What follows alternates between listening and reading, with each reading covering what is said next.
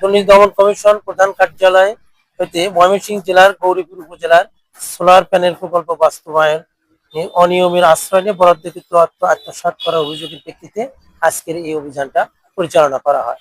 পরিচালনাকালে আমরা সরেজমিনে যে গৌরীপুরের যে 290টি প্রকল্পের এই যে 4 কোটি টাকা হইলটের বিষয়ে সরেজমিনে আমরা সোলার প্যানেল এবং সোলার স্ট্রিট বাল্বগুলো পরিদর্শন করে, তো সেখানে অনেকগুলো বিষয়ে আমরা অনিয়ম পরিলক্ষিত হয়।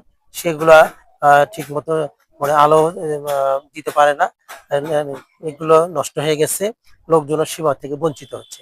তো এইসব যে অভিযোগের ব্যাপারে আমরা অনেকটা সত্যতা পেয়েছি। এই সত্যতার বিষয়ে পরবর্তী কার্যক্রমের জন্য আমরা ঊর্ধ্বতন কর্তৃপক্ষের নিকট আমরা প্রতিবেদন দাখিল করব। এটাই হলো আমার বক্তব্য। প্রকল্প মানে আপনার যাওয়ার পরে যে অবস্থান দেখলেন প্রকল্প আমরা অভিযানকালে প্রথমে যে এই ব্যাপার যেটা পিআই অফিস প্রকল্প বাস্তবায়ন কর্মকর্তা অফিস গৌরীপুর ময়মনসিংহে আমরা উপস্থিত হয়ে সেখানে উপজেলা প্রকল্প বাস্তবায়ন কর্মকর্তা উনি অনুপস্থিত ছিলেন। অনুপস্থিতির কারণটা আমরা জানতে চেয়েছি। সেখানে অনেক তার অফিস সহায়ক বলছে সে নাকি বাইরে ফিল্ড ভিজিটে গেছে, সে ব্যাপারে আমরা কোনো সত্যতা পাইনি, তারা কোনো ডকুমেন্টও দেখাতে পারেনি। এ ব্যাপারে অফিস সহকারী ছিলেন, অফিস সহকারী একই ব্যবস্থাতে ছুটিতে ছিলেন এবং সেই ছুটির দরখাস্ত আমাদেরকে তারা দেখাতে পারেনি। তো পুরোটাই তারা হয়তো বা এই ব্যাপারে অবগত হওয়ার পর তারা আমাদের এই অভিযানটাকে দেখে তারা যে এর সঙ্গে জড়িত এটা প্রাথমিক প্রমাণিত, তারা আমাদের সঙ্গে দেখাও করেনি। এই ব্যাপারে আমরা ইউনোর দৃষ্টি আকর্ষণ করছি।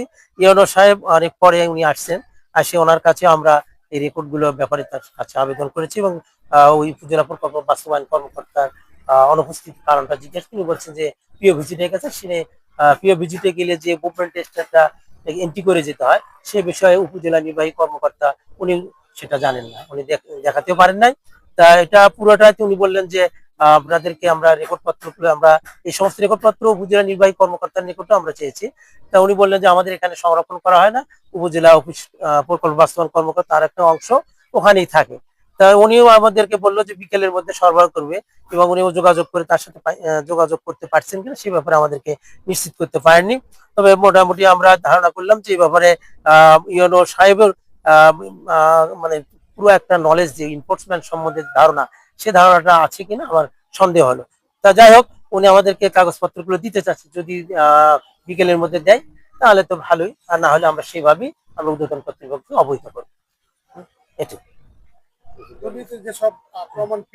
অকমরপুর যেগুলো সোলার প্যানেল এবং সোলার যে বাতি যেটা স্ট্রিট লাইটটা, এগুলো আমরা কিছু দেখেছি, কিন্তু এগুলো আলোর যে পাওয়া বা আলোর ইয়েটা সেটা আমরা এখনো দেখি নাই। পরিমাণে আমরা কম পাইছি, যে এগুলো 40টার জায়গা সেখানে 32টা পেয়েছি।